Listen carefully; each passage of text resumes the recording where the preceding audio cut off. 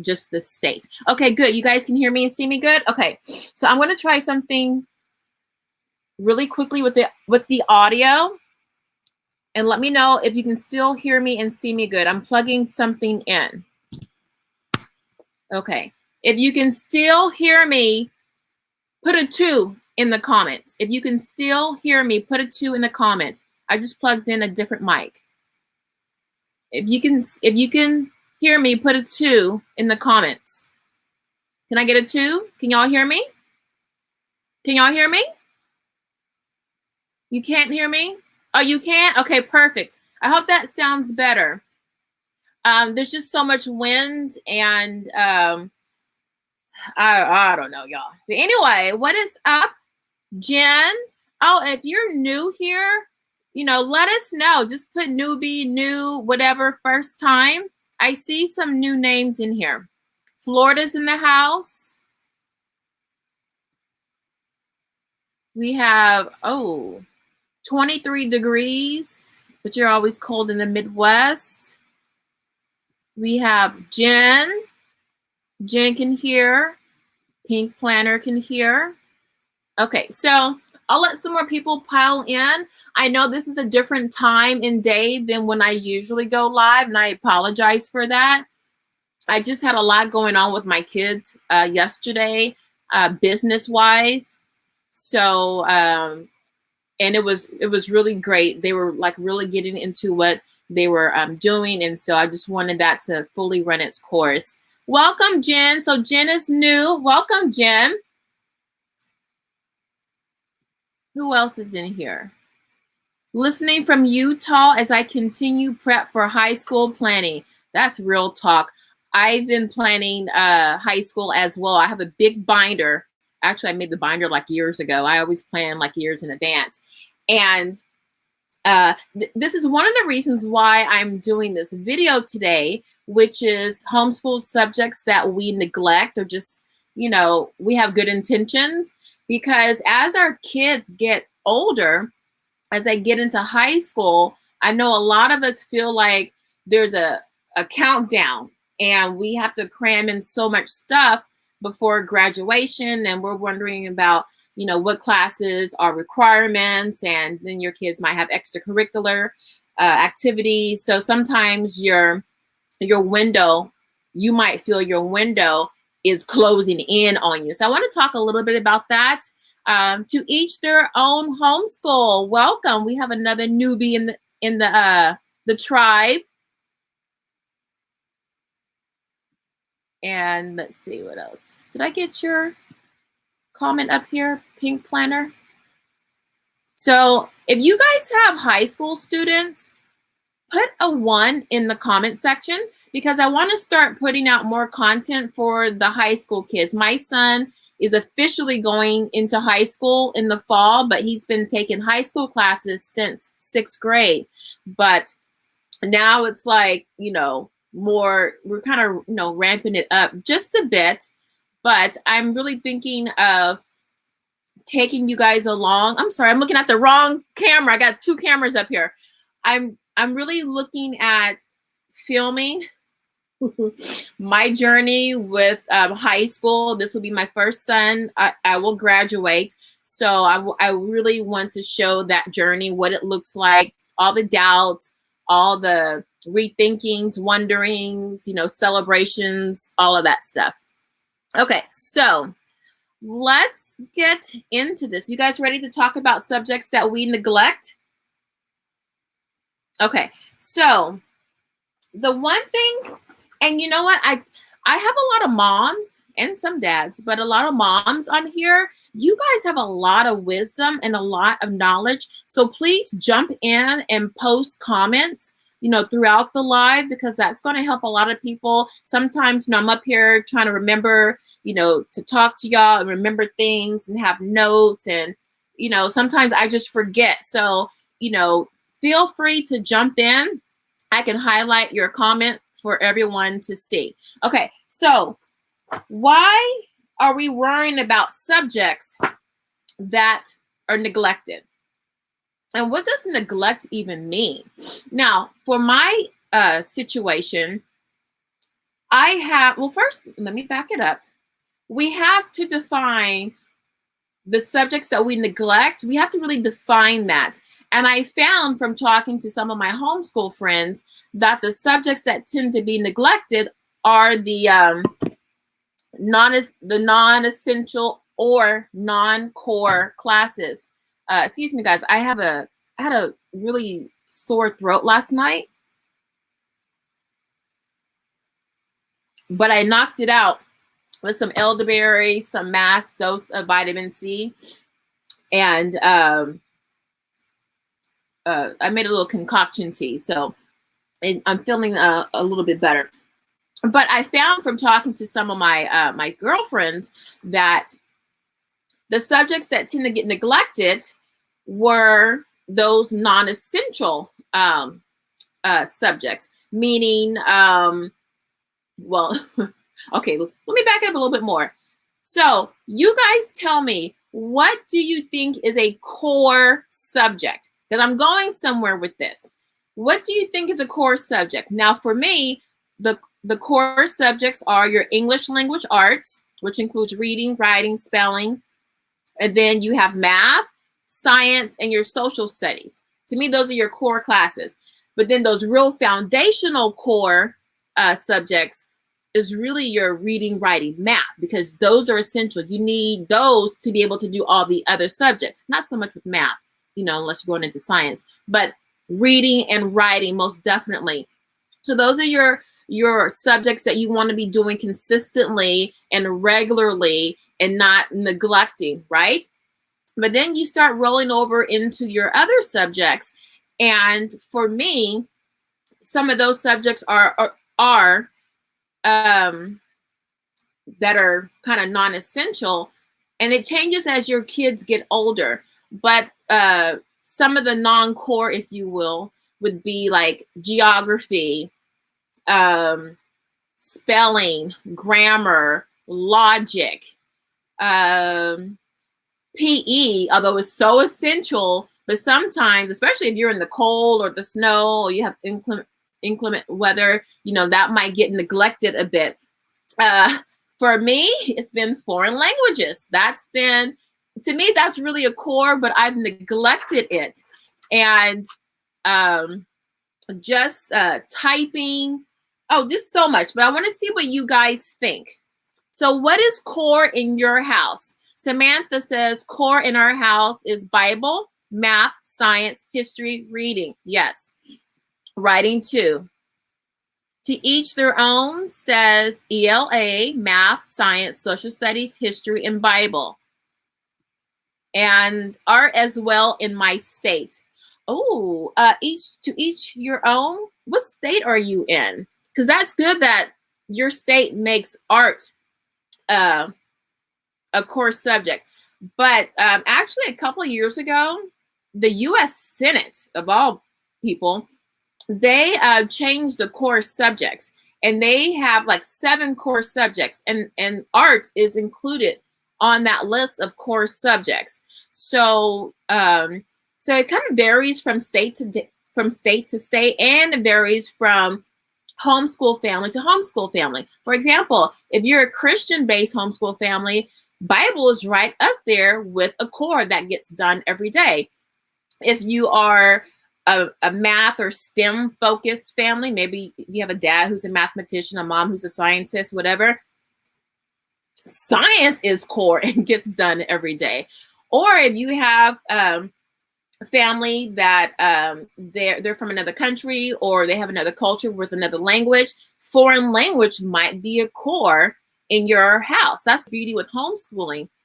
You can make your core whatever you want it to be, but you want to have those foundational subjects in place first that you're routinely doing and teaching, which is your writing and your reading comprehension, and the beginnings of math.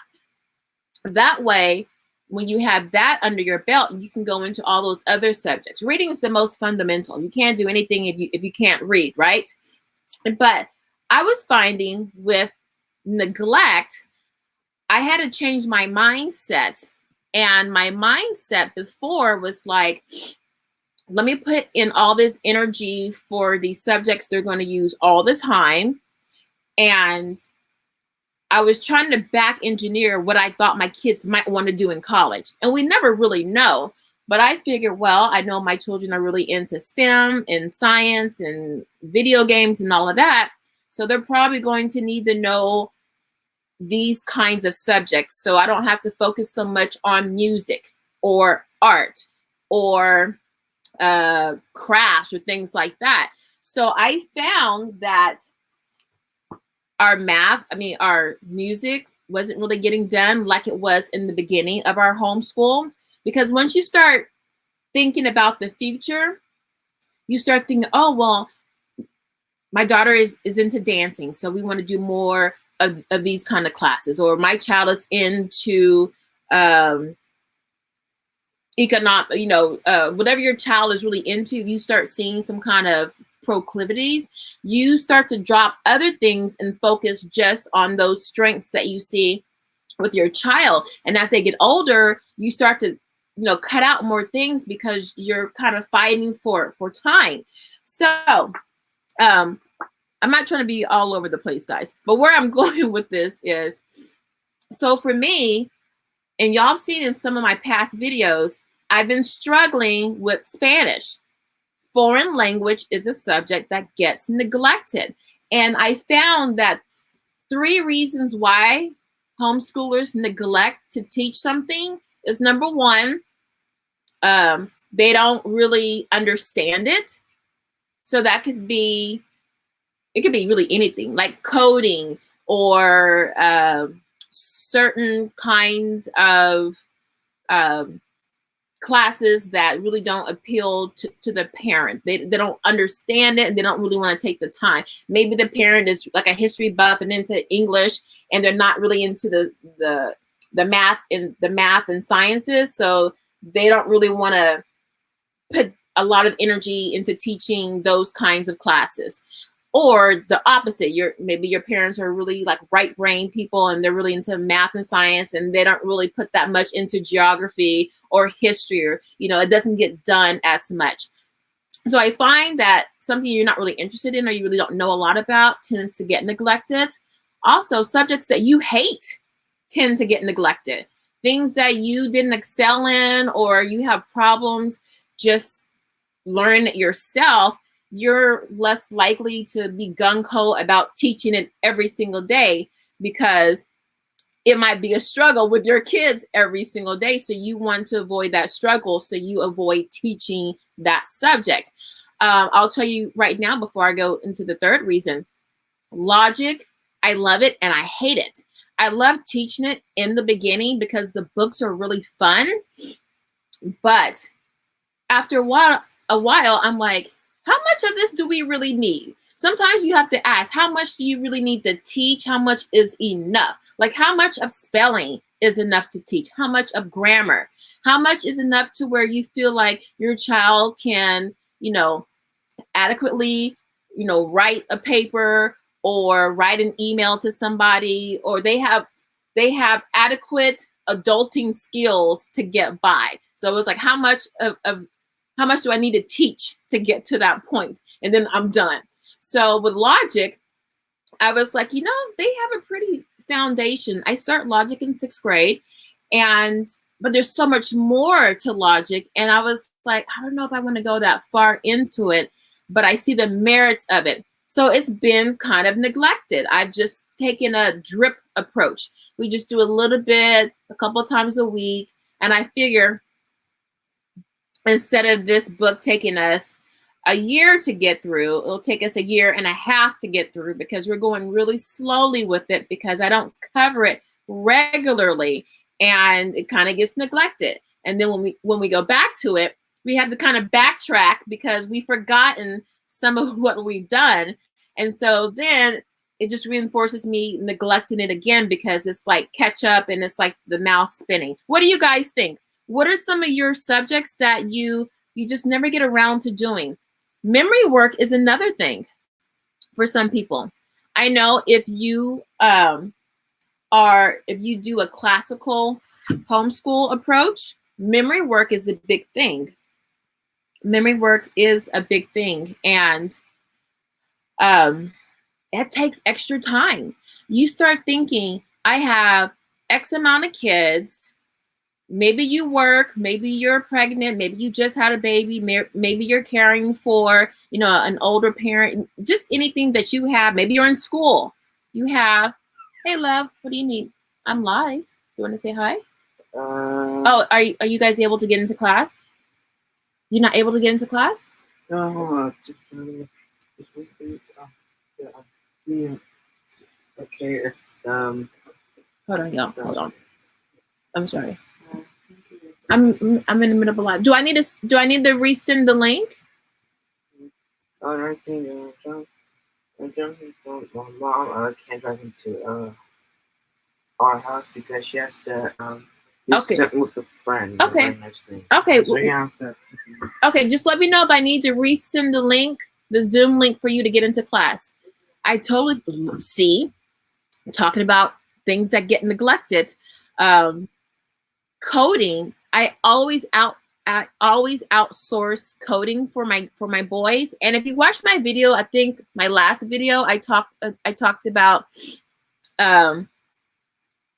classes that you don't want to teach. I don't want to teach coding. I don't want to do any of that stuff. So I don't neglect it.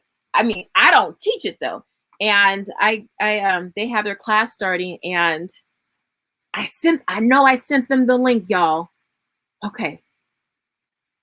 I sent him the link. I'm gonna see if he can figure it out on his own. But hold on, he left my door open and we have a lot of wind coming through.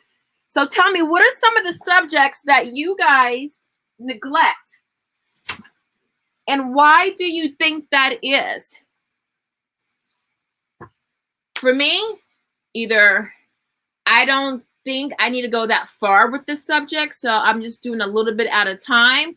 2, I'm not really feeling that subject, and so we'll just kind of get to it when we can get to it. So those are 2 reasons why I don't do some subjects.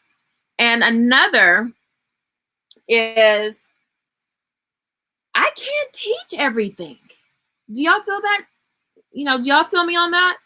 I feel like if you were to sit down and write down all the subjects you want to teach your kids, you get your cores, your English language arts, your math, your science, your social studies, which includes history, geography,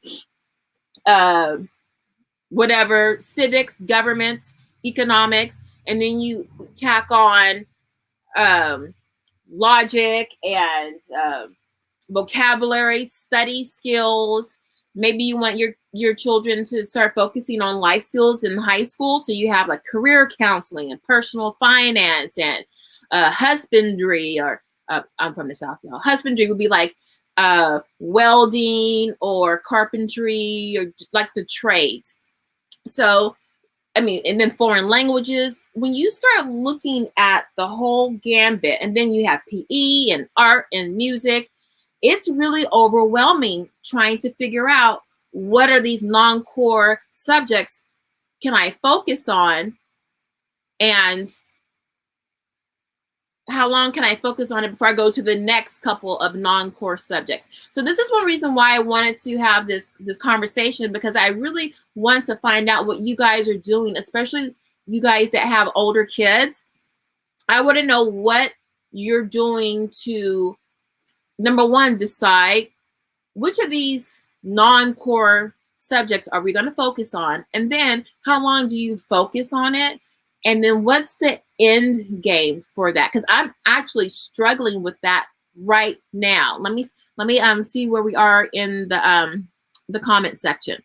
Honestly, I feel like I am so ambitious and excited to cover subjects like Spanish. I overload my plate because I'm so excited, but I don't always have time at the end of the day to get to Spanish.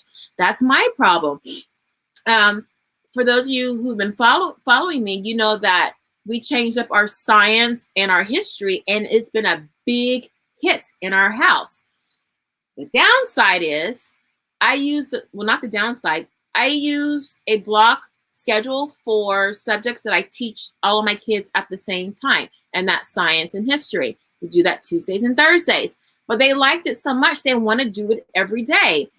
But the science takes time, and the history is, they're coloring, and we have the audio. So there's a lot of stuff on the table, and then it takes time. So I'm like, well, something's got to give, because that's a good hour and a half for history and then an hour for science. Those are big chunks of time. So I'm just like, all right, Spanish, we'll try again. I'm just like, hey, guys, just get on Duolingo. And it kind of goes back to the neglect, where even if you are exposing your child to the subject, it's very minimal. And it might be too minimal to where they're not retaining it. So where I am right now is trying to decide how much is just enough for retention and to be able to move forward and not have to backtrack every time we get back to that subject because I'm not covering enough, or the space between when I cover the subject is too great that I keep backtracking every time we do the subject. So I'm trying to find that sweet spot for what's the minimum that I can do. Is it 10 minutes, 15 minutes? And how often can I do it without having to redo the whole doggone thing the next time we do it? So if you guys have suggestions, let me know, because I am definitely struggling with that. All right, let's see. Let's take some of these comments. See, I just want to make sure the kids are learning at their own pace and truly understanding the material. So by the end of the day, I am pooped. And that's another thing. You do want to go at your kids' own pace. And so that might mean, and this kind of goes to when you get a curriculum, you be the boss of it and not let it be the boss of you. So you can throw out that 180 days of school, 36 weeks of school thing, because if you were trying to bring in, say, your core subjects, whatever they may be, and then you're trying to bring in some of those electives, if you will, and you say, okay, I can comfortably do 1 or 2 electives each semester. You have to remember that, say if you're going to do logic, okay?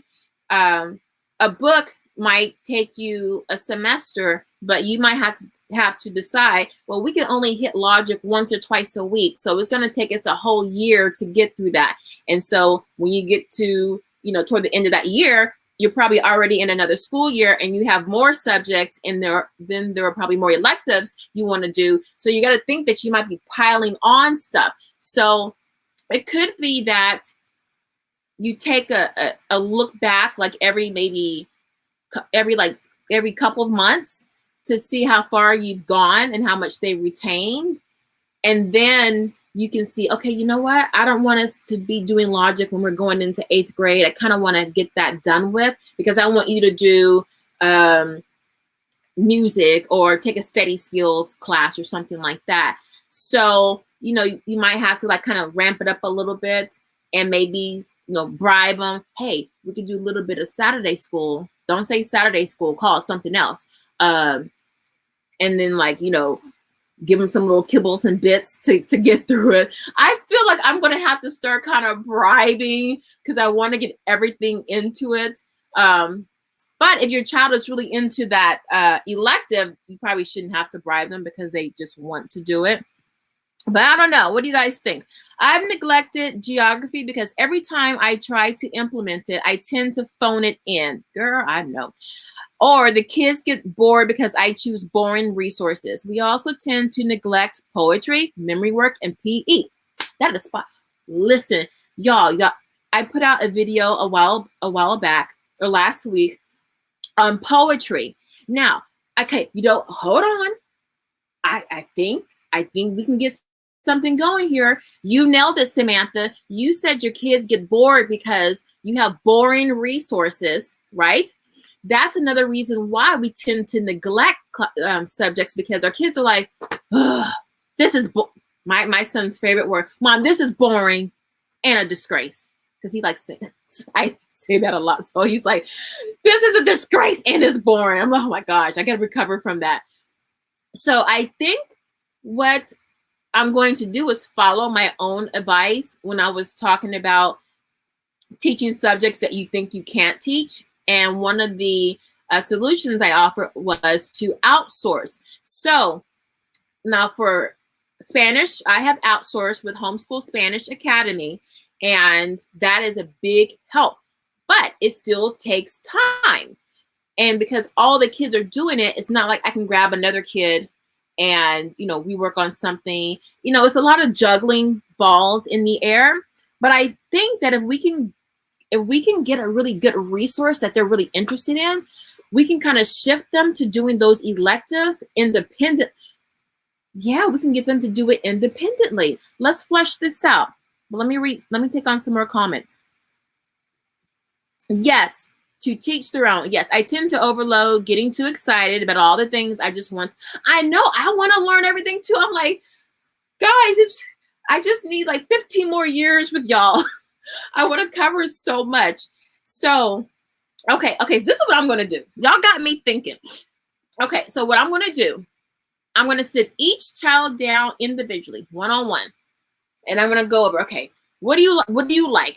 You know, one child wants to do video game design, another wants to do animation, you know, another is interested in music, you know, like Duke Ellington and stuff like that. So I think what I'm going to do, I'm going to outsource to see what kind of classes I can get. Hopefully, you know, maybe it's an ongoing class. So they're not just getting a little bit and then there's nothing and you have to kind of keep the torch going because they want more of that subject. So I think the first thing I'm going to do, like with my youngest one, he loves piano and he loves music and he loves eating and cooking. So I want to probably go to outsource just to find maybe like some composer appreciation kind of classes. I used to do it back in the day, but it's just one more thing to add. But I think I might start with outsourcing one elective just so they can kind of get it going and I don't have to worry about it. And then with the outsourced class, that's something they can do, you know, after school hours on the weekend. So remember, we kind of want our kids to be working independently as well. So if it's something that they have high interest in, maybe your child really likes to sew or really likes to draw, you find a class. I like OutSchool because you can find a lot of cheap classes. Just read the reviews. Your child can do the class on their own. So and it's good if you can find the class after your homeschool day. So that way you have that block of time for your homeschool to teach what you want to teach. And then the electives can be on your child's own time. So I think that will help Samantha with getting over the board resources. And so they don't want to learn. And so you don't want to teach. So I don't know. What do y'all think? Because I'm just throwing this out because I'm learning with y'all. Let's see. Black Queen Genius says vocabulary gets put on the self-study wagon. The end goal is for them to have their workbook completed at the end of the week. You know what? I actually like that because especially if your kids are a little older, maybe 3rd grade and up, you can start working on those independent skills. So, you know, I'm glad you said that because I have all these vocabulary builder workbooks and they're actually quite fun. And then I have Caesar's English, which is a vocabulary program. I got too much stuff.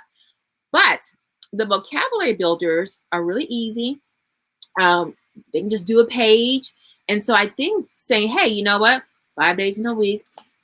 I don't care if you do 5 pages in one day or 1 page a day. But by Friday, I want to see that you've done these number of pages. And you can kind of like highlight the pages, put little stickers on them so they know which ones they need to have done by the end of the week. And then say if the end of the week is Friday for you, Friday, you can have a little check party, you know. I always do things around food, but you know, put on some music if you want to do music appreciation, put on some music and then have them bring their work in and kind of go over it and see what they did, how much they got done and all of that.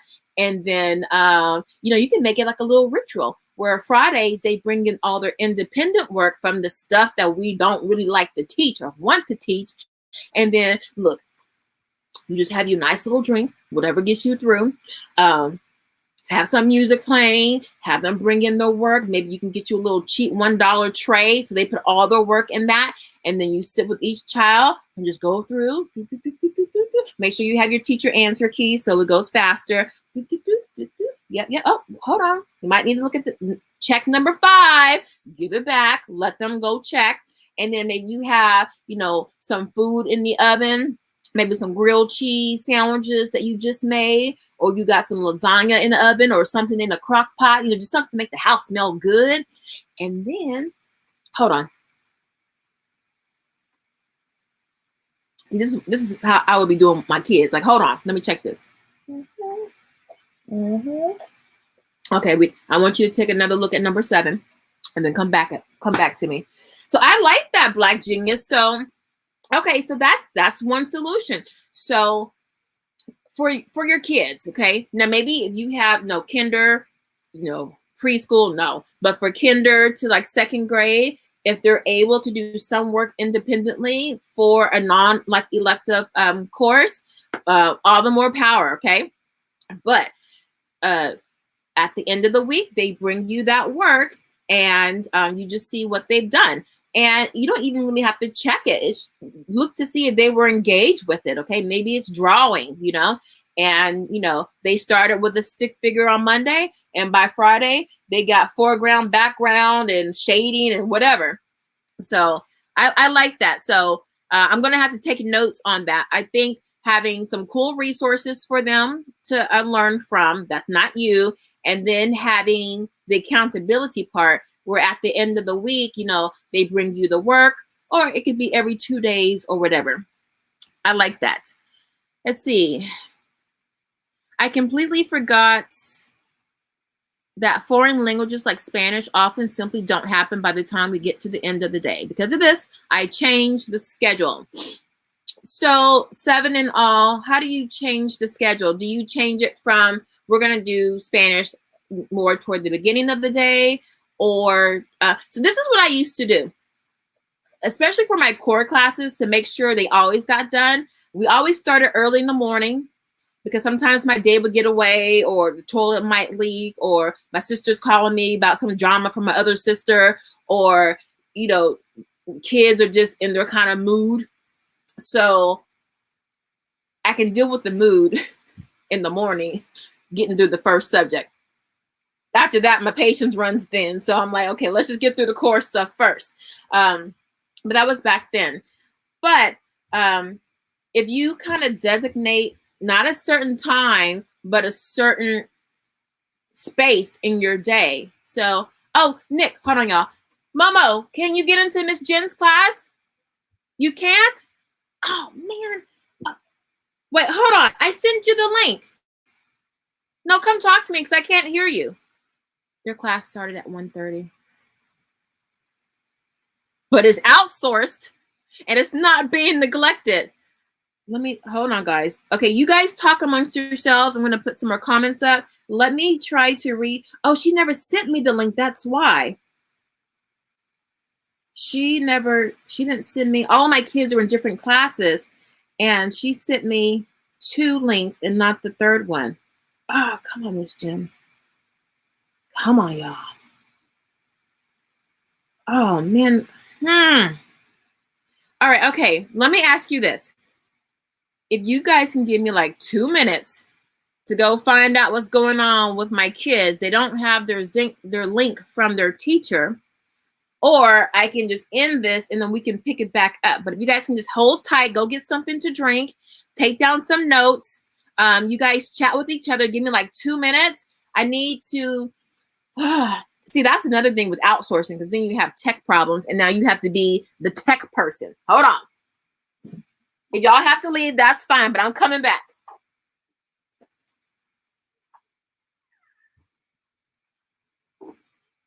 Here, pretend this is me.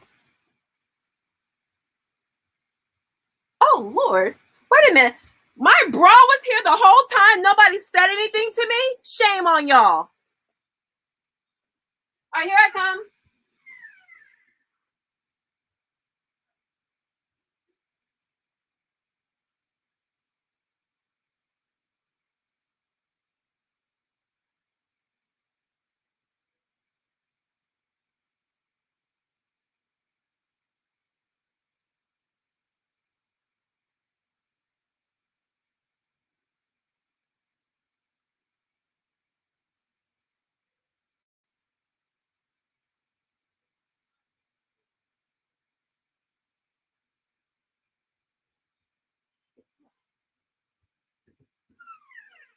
All right, I think I found a workaround. Give me 30 seconds.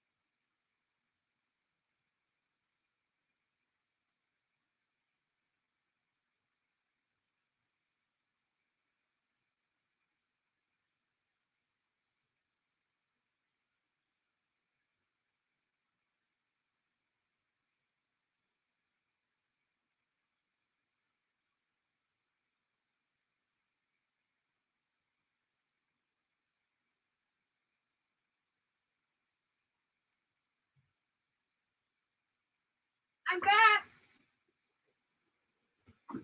Okay, guys, I got it fixed. Whew. I hope there's somebody left in here. Oh, okay, good. Y'all didn't leave. I'm a little salty that y'all saw my bra was in the back and y'all didn't tell me anything, but that's okay. All right, so the boys got in. All right, what were we talking about? Let me catch up on the comments. Okay. Okay, we read that one. Okay, sometimes if we want to make sometimes if you want to make foreign language a priority, it really helps to just make it happen early in the day. And 7 and all, that is so true. That's why for us, for our core class, which is really math and writing, in the beginning, for math, that gets done in the morning. But now with my younger two, they actually have a class that I outsource in math, and it happens in the afternoon.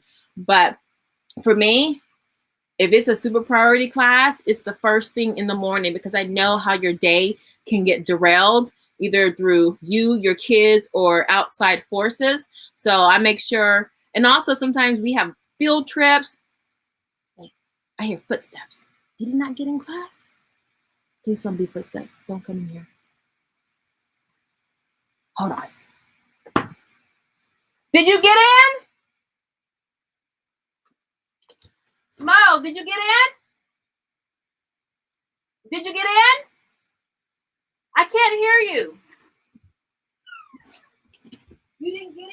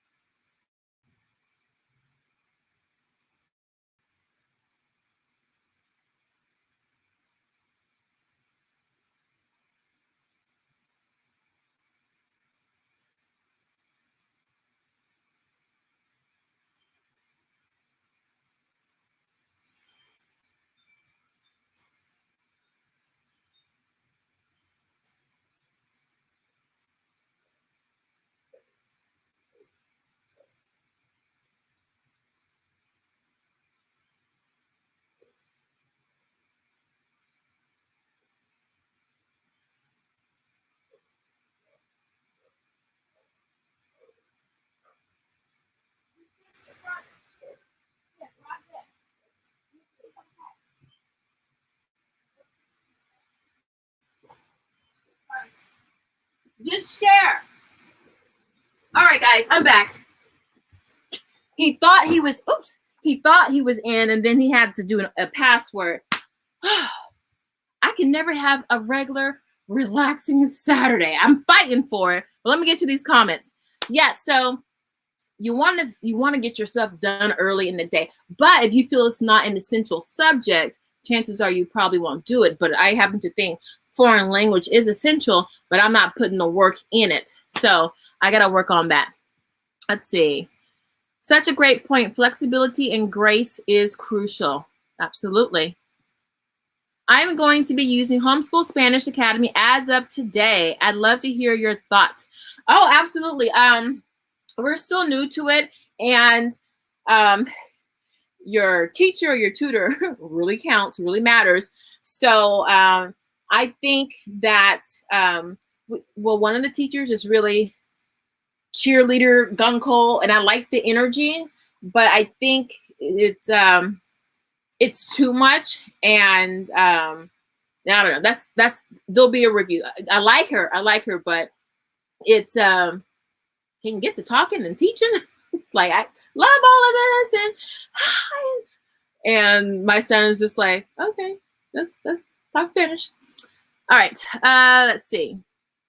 I think subjects like geography and poetry can be boring, but they can also be pretty amazing. The resources we pick make all the difference. For high schoolers, the Geography Now YouTube channel is fun. Ooh, Geography Now? Is that the one that sends out every week a different country, and then they like lead up to it with like the flag and some like questions about the country? Because I have a couple of them, but I'm gonna write that down. One thing that wait, what did you say? The Geography Now channel. About being boring is that, hold on, the Geography Now YouTube channel. Okay. What I wanted to say was that, hold on. Okay. So what I wanted to say about the boring part is that one thing, sometimes you have to go back to what you did in the beginning when you didn't know anything. You just wanted it to be fun.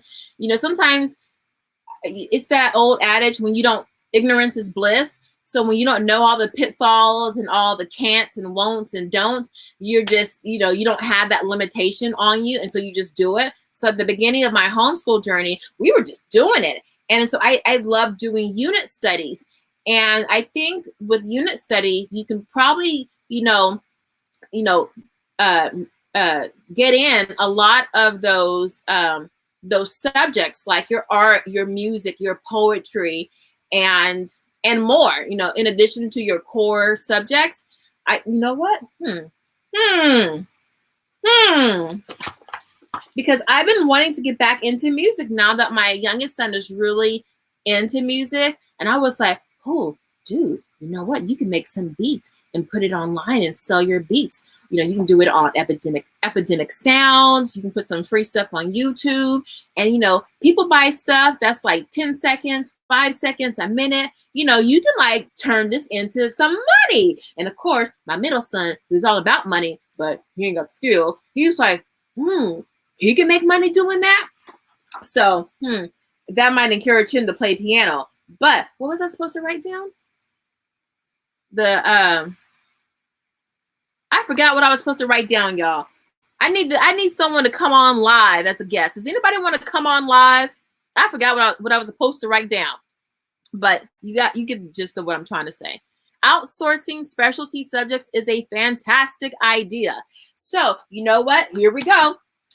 Outsourced resources.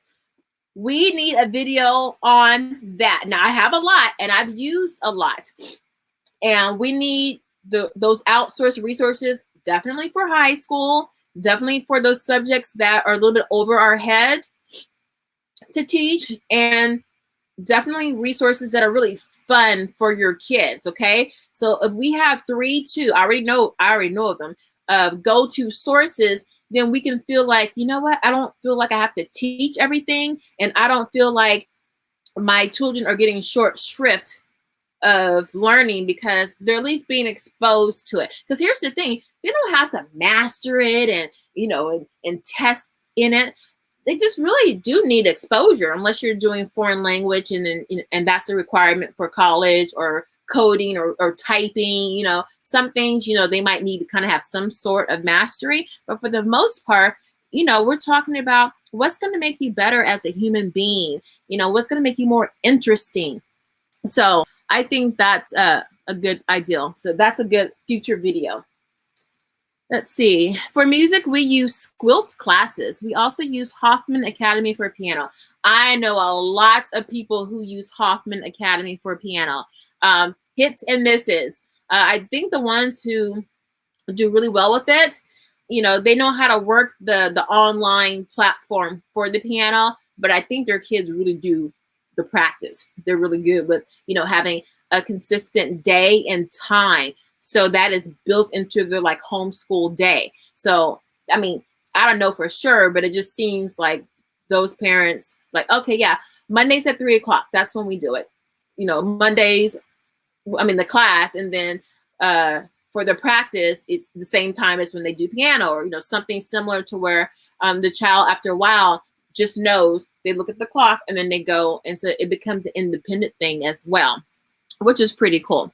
But Squilt, that's interesting. So let me put that down as a resource to look up for music. Do y'all like this new streaming platform that I have? Because y'all know I struggled with, I had Ecamm. It was too much. I like this. This is so much easier. I like being able to see your comments on the screen.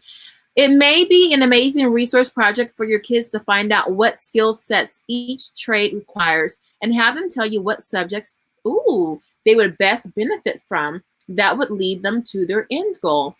Guys, so to each their own, just drop some wisdom. Wait, aren't you new here? To each their own? No, you're not new here. I was thinking of Jen. That is, so back engineering, right? So seeing like what do these people in the field, you know, what are they doing and what skills did they need to get to where they are? And then you can look at what you guys have to do, what's available to you. And then, you know, you can kind of pick and choose. Okay, well, I know if I want to go to Juilliard, or if I want to be, you know, a dance instructor, I know these are some of the skills that I need. And like, say you want to be a dance instructor with a business, you know I'm probably going to have to take some business classes.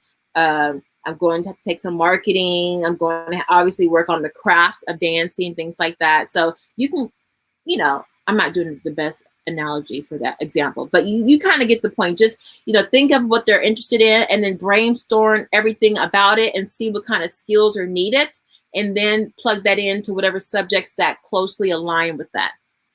Let's see here. We chat a lot about the kinds of foundational skills each career they are interested in needs.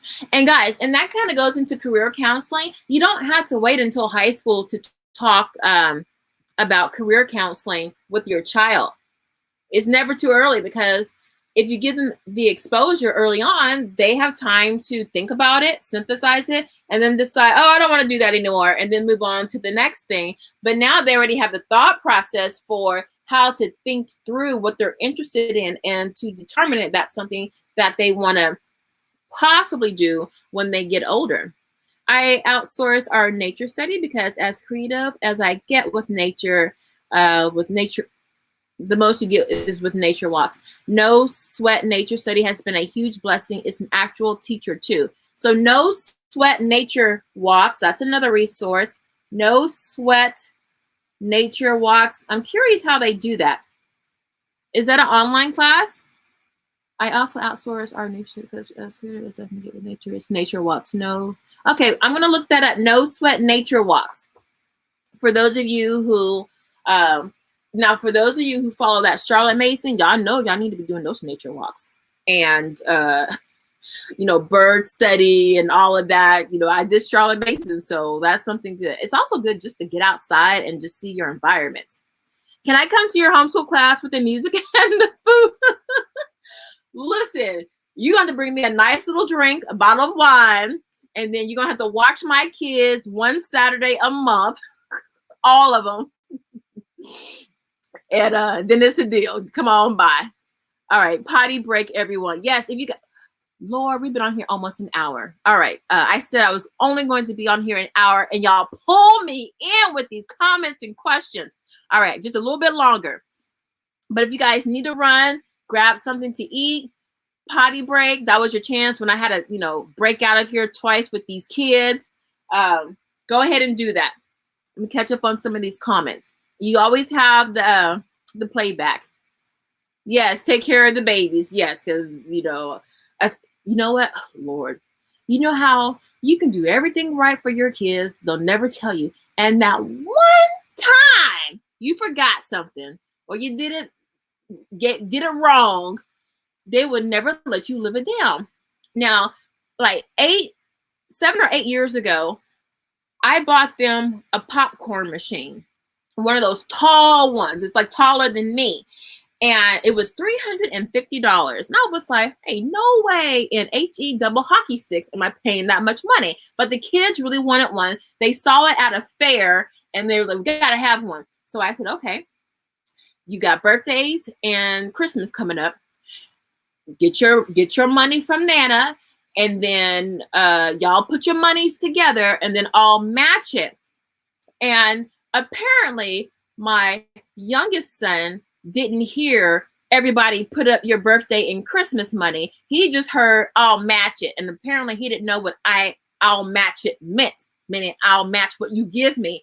So to this day, whenever I talk about the popcorn machine, which he eats from all the time, he's like, yeah, remember that time when mom took our $100 because they get 50 for their birthday and 50 for Christmas. So remember that time when mom took our $100? And he'll do that like in public sometimes too with our friends. And I'm like, dude, how can I take what's mine? Your money is my money. So anyway, that's just a sidebar. One little thing. He didn't listen. And he wants to tell me I took. But anyway, I was just talking so you guys could take a little break. All right, let's go on. Being the tech person is not my specialty. Me either, especially when it's last minute tech stuff. So I don't know. It was my fault on my end because after a while, I'm like, y'all should be able to figure this stuff out. My girlfriend, she was 11 years old and she was traveling around the world by herself. And this was back in the 80s, but she went from Canada to India to America with her sister. She was watching her sister. Parents nowhere to be found. And she just fine. Didn't get kidnapped, didn't get eaten up. All right. How do you outsource nature study? Yeah, I love to know that. I fail at this miserably. Yeah, so whoever said the no sweat nature walks, I'm going to investigate that and see what that looks like. Let's see. Holly Berry, are you new? I don't recognize that name. If you are new, thank you for stopping by. Lipstick and Lunch. I always love your name. I outsource art to a weekly group class. Art supplies are expensive here in Australia. Special note, they're expensive here too. And my kids burn through them. Ooh, yeah. That's another thing. Sometimes you might want to deliberately neglect stuff because it's expensive. Like art. My best girlfriend, her daughter is really into art, and she ended up, paying for one-on-one drawing lessons. But and then you need so much of it, all the different kinds of pencils and shadings and whatever the stuff you guys call it. And yeah, like a little set of looks like regular pencils, like $80 or something like that.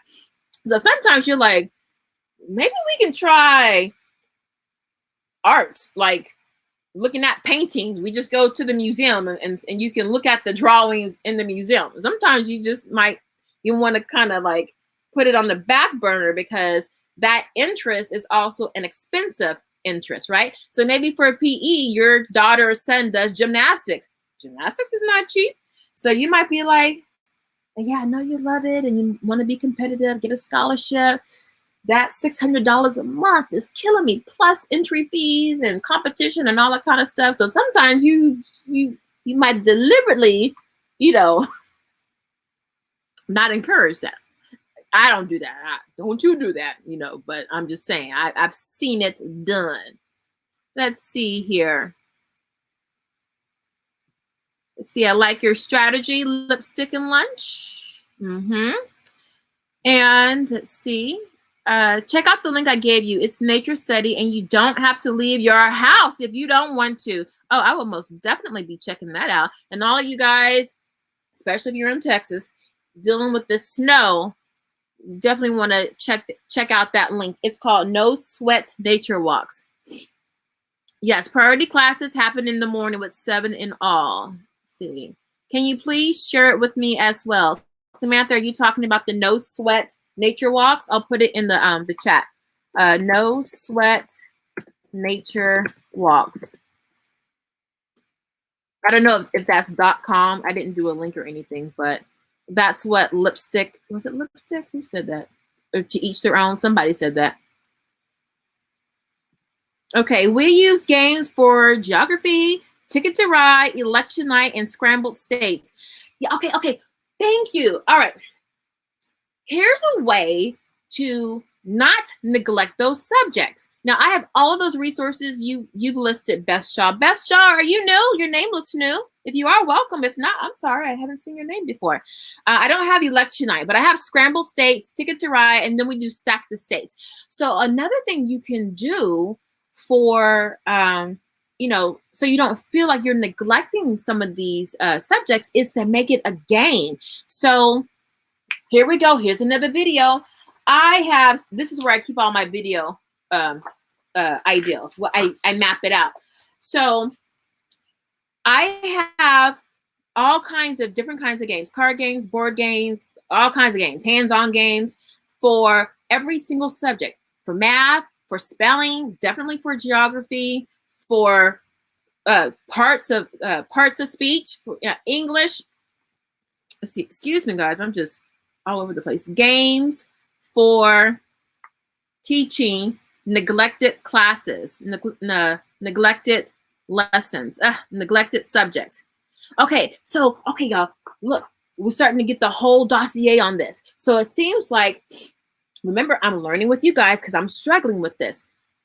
So it seems like from some of you guys showing all this wisdom, number one, we got to find really interesting resources for the kids. That's key.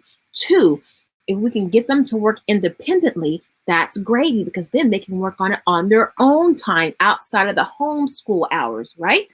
And then the third one is if you can make the resource, if it's not out, okay, so this is number one, outsource the subject, right?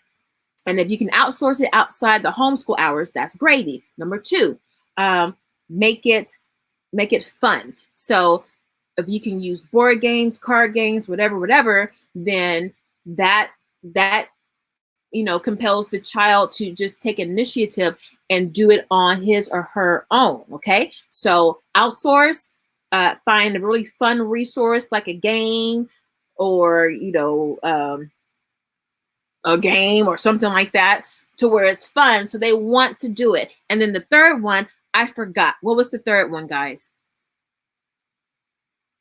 It's No Sweat Nature Study. Okay, so Samantha from Pray Love Homeschool put a link above.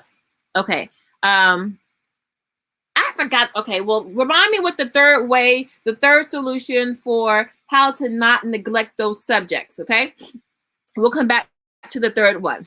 So we use games for, okay, I read that one. I rely on multidisciplinary resources because my son is picky with his subjects.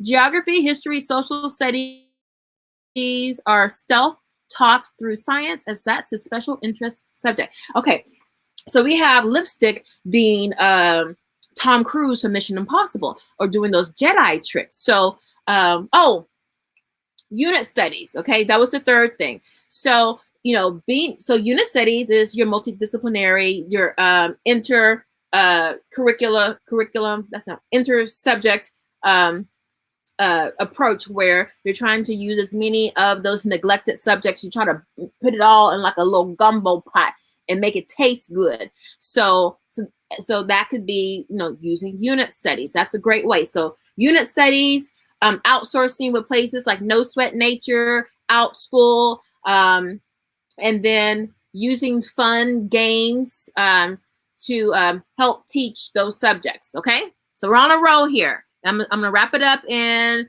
we've been on for an hour and 5 minutes. Let's go to an hour and 20, and then if we need to make this a part 2, we can, because we're getting a lot of resources. Hey, big sis. Let's see. I shared the links. Okay. Does it? Oh, Samantha. Oh, I don't see your link.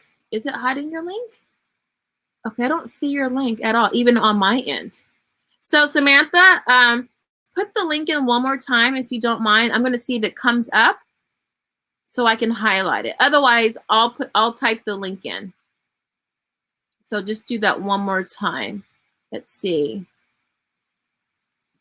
Okay, so I'll make a blog post about the links later. My Instagram handle is the same at my YouTube. I'll post it and make, okay. So Samantha, she's with Pray Love Homeschool. She has a YouTube channel, Pray Love Homeschool. And Samantha, your IG is the same, right? Like no underscores. If you want, you can put it in the chat. She's a great wealth of information. So definitely check her out. Definitely go to her YouTube channel, and then you can find all of her other social media there. And then you can get the no sweat nature study that she was talking about. Plus, she has a whole bunch of other stuff. So just check her out anyway. And let's see. Yes, thank you to each their own. Outsource, make it fun and creative, and unit studies to incorporate neglected areas. Yeah, guys, I think that's it. I think we have enough to get going with this. Now, remember I was telling you about the poetry? Watch my video. I talked about, do you want to teach poetry? Who has time for that? Well, I found, and look, don't be afraid to use baby resources, because a lot of times adults and teens, they like that. I like stuff like that because it's so visually appealing. And everything when you get older is just dry and drab. So don't be afraid to, like those poetry books, they look like they're for kids, but they're richly illustrated.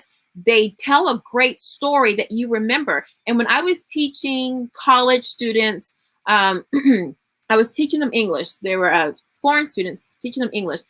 All the resources I used were aimed at like pre-K and kinder, or maybe a little bit older, because when you're using resources at that age range, they go right to the essential information, right?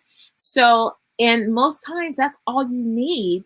And then you can add the layers on it. But to get you going and to get you interested, I think that's key. Okay. So yes, Pray Love Homeschool, her handle on IG is the same as her YouTube channel here. You can see her in the comment sections. And for those of you who are watching the replay, I know this is long.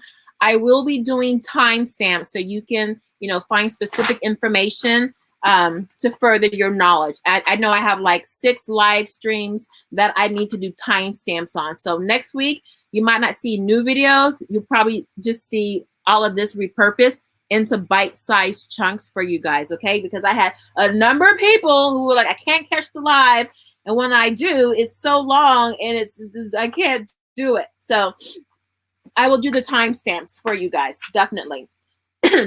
Okay, and if you're finding some value with this, guys, please put a like on the video to let me know that you are enjoying this and getting something out of this.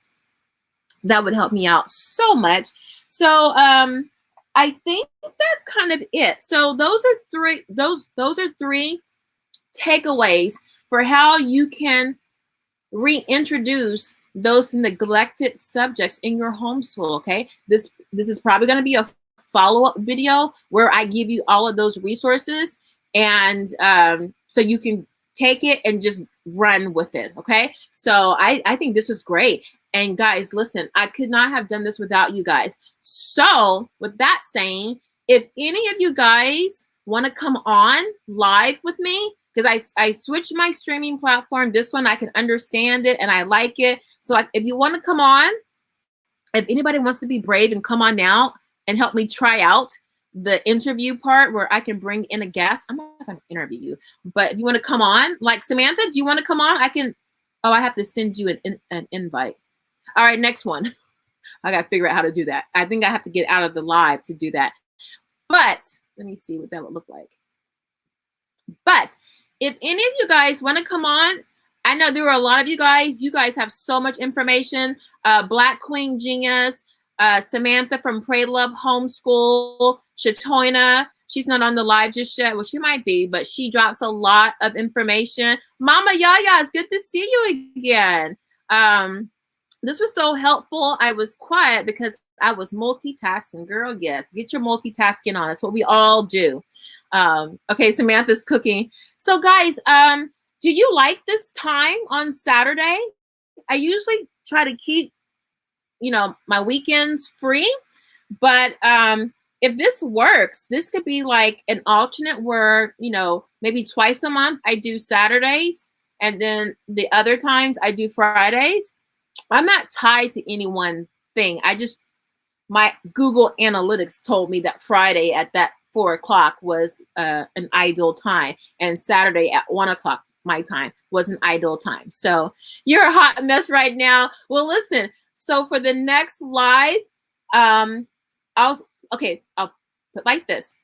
You guys go to my Instagram account. It's that_real. Let me just put it in here. You're gonna go to my Instagram and just DM me, and because I have to, if I want to invite you, I have to send you an invite, so I can just send it to your DM. I send you a link, That Real Homeschool Life, and if you want to be on, DM me and tell me what you would like to talk about.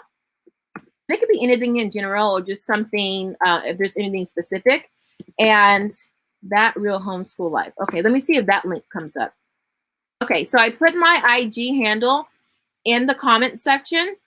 So if you want to come on as a guest, then DM me saying that you would like to be a guest. And if there's anything you specifically want to talk about, let me know. And then I'll get back in touch with you whenever I do the next live, and I'll send you a link. We can have multiple people coming on, okay? So we can be 2, 3, 4, 5. I can have up to 10 people where we're talking and building and dialoguing. So we can definitely be doing that. And listen, it doesn't matter if you don't have a YouTube channel, if you're a newbie, your experiences are important because someone is going to be where you are maybe next month or next year. Maybe they're thinking about homeschooling, and where you are is 6 months ahead of them, okay? So don't feel like you don't really have anything to share. Now, if you can't put 2 sentences together and you talk like this, maybe now it's not the time for you to come on live with me. But if you can put thoughts together and you just, you're just relaxed and want to have fun and you want to just share and learn, then my doors are open, okay? So you guys can come on, we can chop it up and really help, grow this homeschool community, okay? Oh, did I put that up there? And there is my IG handle. Did I spell it right? Sometimes it comes off as homeschool because my M is my M on my laptop is sticky. Okay, so I think I was teaching a writing lesson. Girl, Jen, you were really multitasking. Yeah, so I know the weekend is the perfect time to plan and prep your day. Well, plan and prep for the week. I have a video on that, how to plan and prep. So I see you've already jumped on that. All right, so I think I'm gonna wrap it up. It's 1 hour and 14 minutes in. So Mama Yaya says it would be fun. All right, cool. So I have my takeaways. Okay, so DMs, look for future guests, okay? And I will see you guys. I don't have a schedule yet for when I'm doing the lives. I got some things in the pot I'm working on. I know I always say that, but I am always doing something. So I'm trying to find something that I could be very reliable with, so you guys can set your time, your clock to that. So I'll have more stuff forthcoming on that in the future. All right, so I'm gonna get out of here. I don't know if I have it. Okay, I can't look at my YouTube channel, But if you want your free homeschool planner checklist, I do have that in the description box below. That's a freebie. I am going to be changing that freebie. I meant to change it like months ago. I'm going to change that freebie to something pretty cool. So definitely get that now, or send it to some friends so they can get their free homeschool planner checklist. And then for the next live, I will have a new, and for my pre-recorded videos, I will have a new download. Listen, if there's something, a principle that you would like me to make that you really, really want, DM me or leave it in the comment section below. Something that's a freebie, okay? Something like a one-sheeter. Don't say, hey, can you do a 6-week study plan or a 6-week writing unit on persuasive essays? Just something I can make in like 1 or 2 sheets that would be very useful for you. I can definitely whip that up, okay? Because I like to see what you guys really, really like, and then I can just make something for that. All right, so I'm gonna get out of here. 1 hour, 16 minutes. I love you guys. Thank you so much for stopping by and giving me all of your time and attention. Thank you for all of the wisdom that you guys have been sharing. Thank you so much for all of the newbies, the new subscribers that have come through the space, Jen and a couple of other people, Beth. Thank you so much. I really, guys, I really appreciate that. It makes it easier for me to set up the lights, the videos, the course, do a little research. It helps me do all of that because I feel like I give you guys some value. So I'm done bumping my guns. I will see you guys another day with another video. Don't forget to hit like on your way out. Show me some love. Bye, guys. Mwah.